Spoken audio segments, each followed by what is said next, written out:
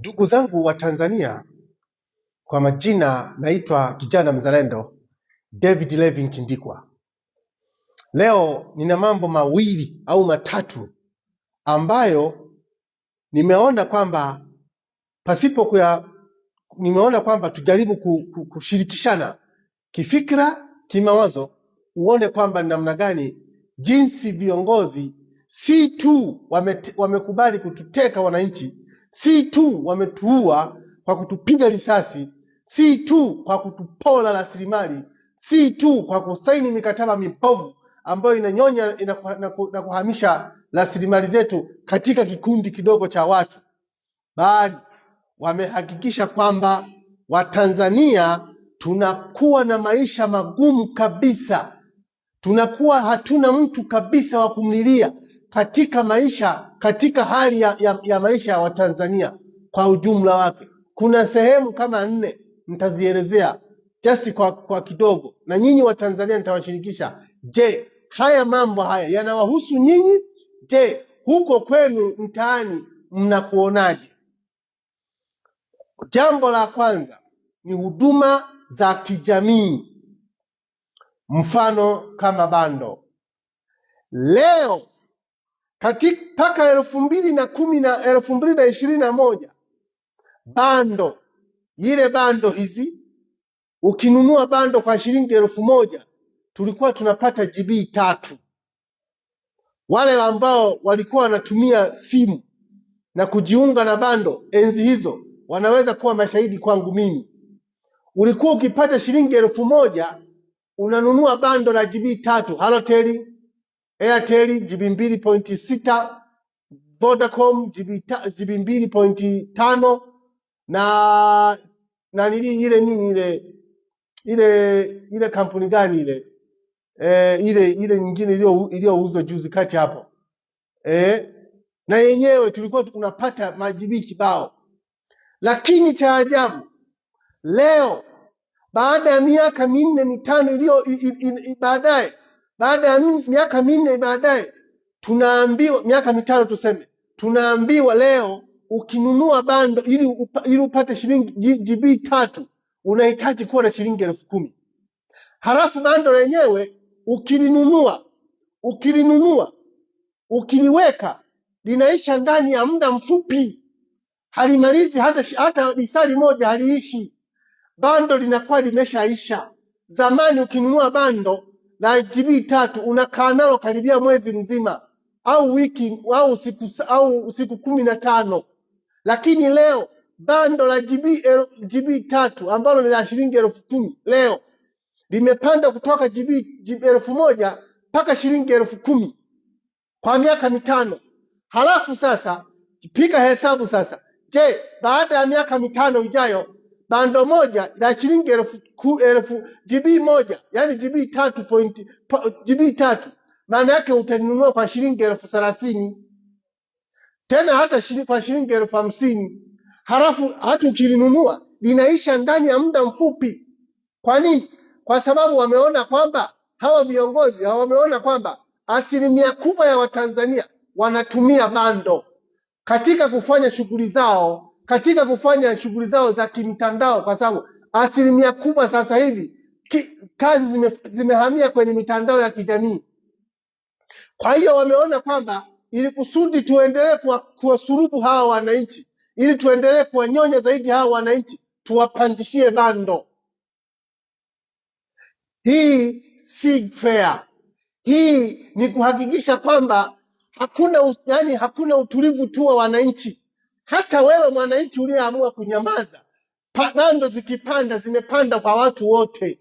Kwa hiyo mimi katika hili jambo ninawahamasisha Watanzania wote kwa pamoja, tushikamane, tuhakikishe kwamba tunatengeneza movement ya kukataa kabisa kata swala zima la kupandishiwa bando, kwa sababu wao viongozi wamepandisha bando kwa sababu wao hawanunui gharama, hawana gharama yoyote ya kutumia bando, kwa sababu wanahudumiwa, wanapewa simu bure, wanapewa bando bure za kutumia. Wao hawanunui bando, hawa viongozi. Ndio maana mambo haya hayawahusu. Hata yakipanda, hata wakipandisha hao wenye mitandao, wao haiwahusu, na hii ilitokea makusudi kukakuwepo na monopolization ya hii mitandao ya kijamii mitandao ya simu, kwa sababu mwaka 2022 nafikiri 2023 kuna mitandao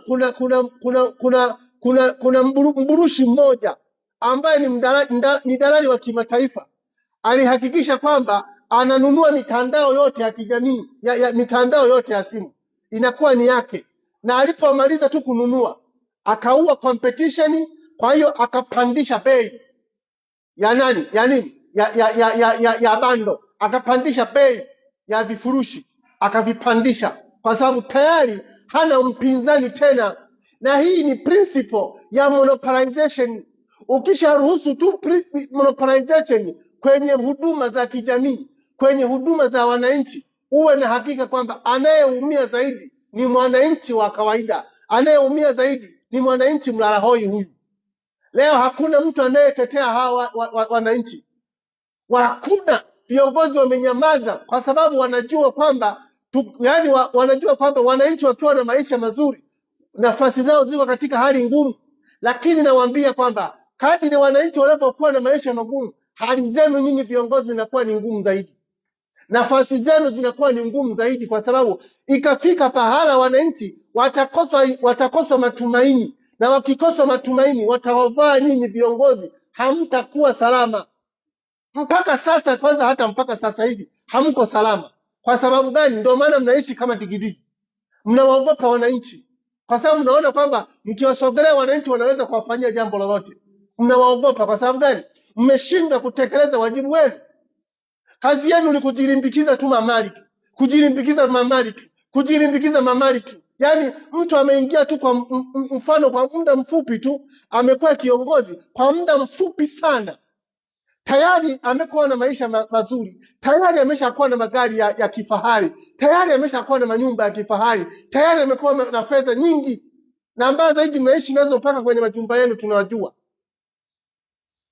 Sasa sheria inasemaje? Sheria ya utumishi wa umma, nataka nisome ile Public Leadership Code of Ethics.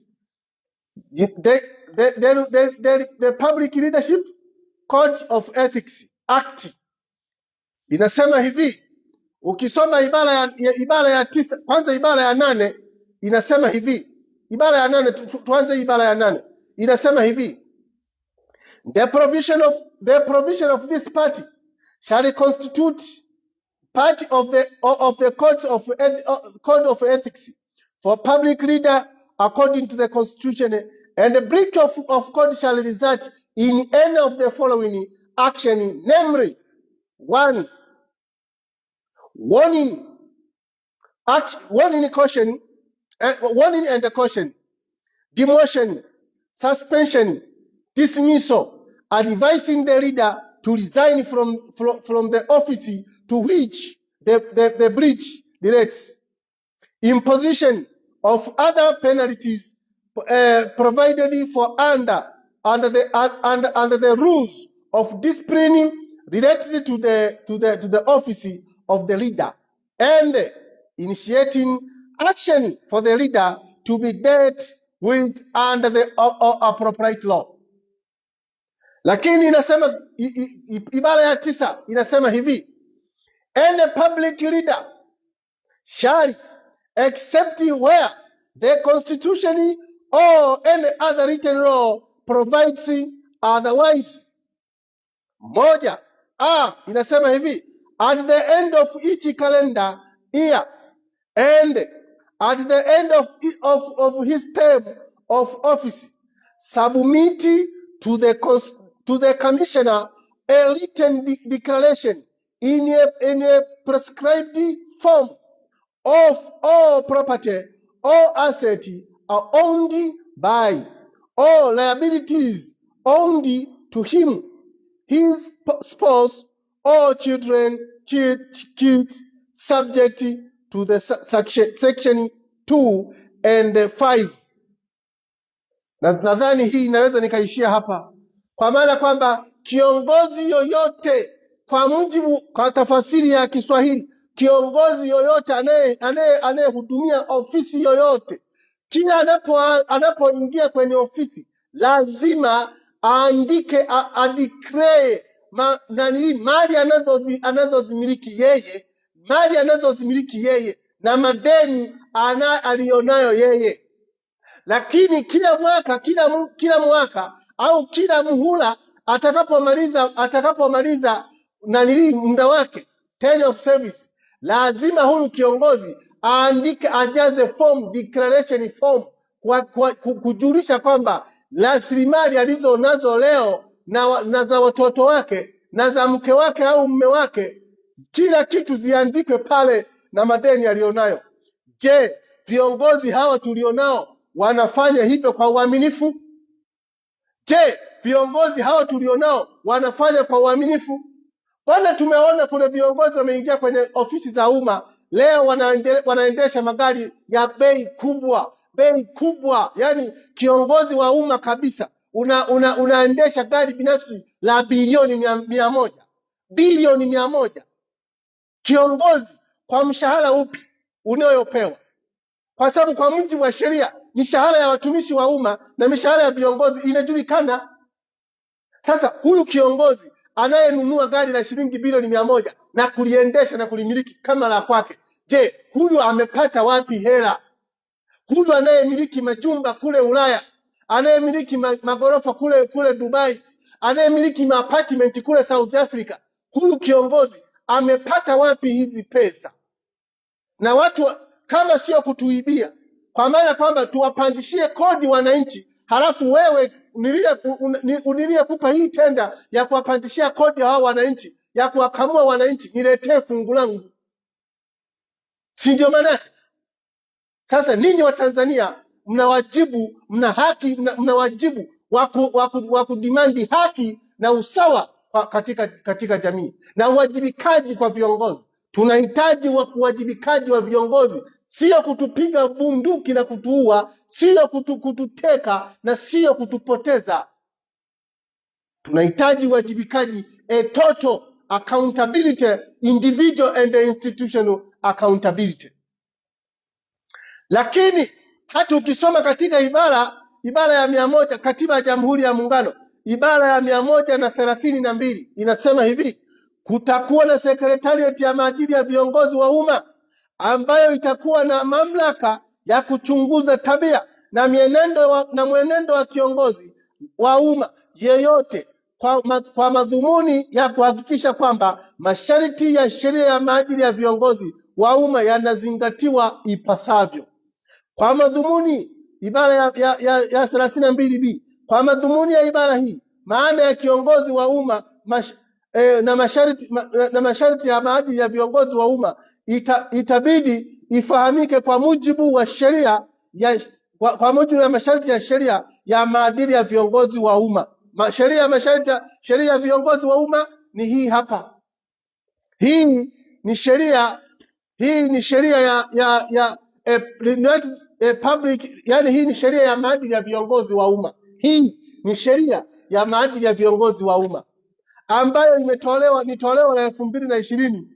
Imetolewa tarehe 2 mwezi wa 10 2020 na ikasainiwa na Anton General alikuwa anaitwa Adredus Kirangi. Imesainiwa hii. Je, viongozi hawa wanaenda katika msingi huo? Kwa nini ilitengenezwa hii? Kwa sababu ilikuwa inajulikana kipindi ambayo imesainiwa hii sheria ilikuwa ni chini ya John Pombe Magufuli. Alikuwa anataka kuwa na viongozi wenye uadilifu mkubwa katika nchi. Lakini leo mambo yanaenda ovyo ovyo tu. Watu wanafanya jinsi wanavyoweza na hakuna mtu anayeweza kuwafanya lolote. Na hii tume ya maadili ya viongozi na yenyewe ipo tu, haina kazi yoyote. Ni kama vile na yenyewe wamekoludi na viongozi kulinyonya taifa na kuwadharau wananchi. Tulimuona kiongozi mmoja, nafikiri sijui ni jana sijui juzi, anazungumzia kwamba kula rushwa ni jambo la kawaida. Kwa yani wewe unayepiga vita au unayeongelea kuhusu kula rushwa, maana yake wewe ni kwamba hujapata hizo rushwa, hazijakufikia tu, au hujafika kwenye hiyo ofisi mafuta ukayaona, hujaenda jikoni. Sasa huyu mtu anaweza akasema hivyo kwa namna ipi? Anaweza akasema hivyo kwa maana kwamba ana entertain, anaona kwamba fahari kuwa kula rushwa. Na ndio sasa kiongozi kama huyu anatuhumiwa, hata anapokuwa katika madaraka anatuhuma nyingi kwamba anawatisha watu halafu wampelekee pesa.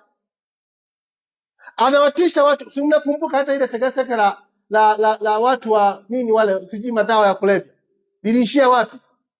Alianzisha operation kabisa ya madawa ya kulevya na kuwataja watu. Iliishia wapi? Zilikuwa ni mbwembe tu za kuwatisha watu wamfuate, wamkatie fungu kwa lugha hiyo. Hata hii habari ya sijui mashoga sijui na nini, zile zenyewe zilikuwa ni mbwembe tu za kuwatisha watu ili kusudi waende kumfuata, wampe pesa. Si ndio maana yake? Hata kule watumishi wa umma tulimuona sehemu nyingine alihamishiwa akapelekwa sehemu, anawatisha watumishi wa umma na wafanyabiashara. Anawaita, yeye kazi yake ni kuwatisha kwa sababu anajua madhaifu ya walio wengi, na wafanyabiashara wana mianya mingi, wana upigaji mwingi, na viongozi wengi hawana maadili, na wenyewe wanaamua kuwatisha ili kusudi inawezekana wamfuate kimya kimya, wampe mpunga. Ndio maana leo wanatuhumiwa ana mahela mengi. Mtu ana magari, majumba. Kutoa wapi ndugu yangu wewe? Kiongozi tu umepewa nafasi, yani utumishi wa umma huu. Ukiwa mwadilifu kabisa, unaweza una biashara gani zingine tofauti na hizo? Ukajenga, ukanunua majumba ya mabilioni ya shilingi Masaki. Utapata hizo pesa, unazipata wapi wewe? Hawa viongozi wanapata wapi hizi pesa? Unanunuaje? Yani unawezaje kufanya expensive life namna hiyo? Kuna wengine walikuwa wanatoa mpaka milioni 300 kuchangia ujenzi wa ofisi moja tu ya chama. Wanatumia zaidi ya bilioni karibia 2 kuwanunulia watu pikipiki. Unatoa wapi hizo? Unanunua mapesa zaidi ya shilingi, unatengeneza watu, una print mabango nchi nzima, unanunua baskeli nchi nzima, bodaboda nchi nzima. Unatoa wapi hizo? Kama sio kwamba rasilimali zetu za nchi ziko kwenye wakati mgumu, tunapandishiwa ili kusudi tuendelee kukomolewa mambo kama hayo. Nenda tu hata kwenye huduma za matibabu. Leo huduma za matibabu zimedorota. Watu wakienda hospitalini hakuna dawa, na hata ukipata dawa bei juu. Halafu baadaye tena dawa hizo zina mabilioni ya shilingi. Tunadharau sana. Nenda hata kwenye taasisi zingine kama TRA, DATRA, sijui nini. Wote hawa wana kazi kubwa ya kuwakomoa Watanzania. Sasa ni wajibu wenu nyinyi wananchi, ni wajibu wetu sisi wananchi kuhakikisha tunaandaa movement, na hii movement inaanza na wewe mwananchi unayesikiliza leo. Inaanza na wewe mwananchi unayesikiliza leo. Hii movement inaenda viral, na tutahakikisha kwamba mamlaka kamili ya Mtanzania yanarejeshwa. Hatutakubali kuona kikundi kidogo kinatubagaza, kinatudharau, kinatuteka na kinatuua kwa risasi na kututeka na kututisha. Na waomba Watanzania msitishwe na mtu yoyote. Tusimame kidete kwa pamoja. Uwe na hata Mwalimu Nyerere wakati anaanzisha movement za kuhakikisha kwamba tunapata uhuru, ilianza kama wazo, lakini hatimaye tukapata uhuru 1961 tarehe 9 Disemba tulipata uhuru. Lakini mpaka kupata uhuru lilianza kama wazo kwa watu wachache, hatimaye wakaomba nguvu ya uungwaji mkono kwa wananchi, hatimaye wakapata malengo yao yakatimia. Na mimi nawaomba Watanzania wote kwa pamoja tuunganishe nguvu kwa pamoja, tushirikiane kwa udi na uvumba ili tusonge mbele, hatimaye haki ya Mtanzania na heshima ya Mtanzania irejee. Naamini itarejea. Ninawashukuru wale ambao kwa namna moja au nyingine wananipa ushauri, wananipa maoni yao, na wale ambao angalau wanatoa michango yao kwa ajili yangu mimi.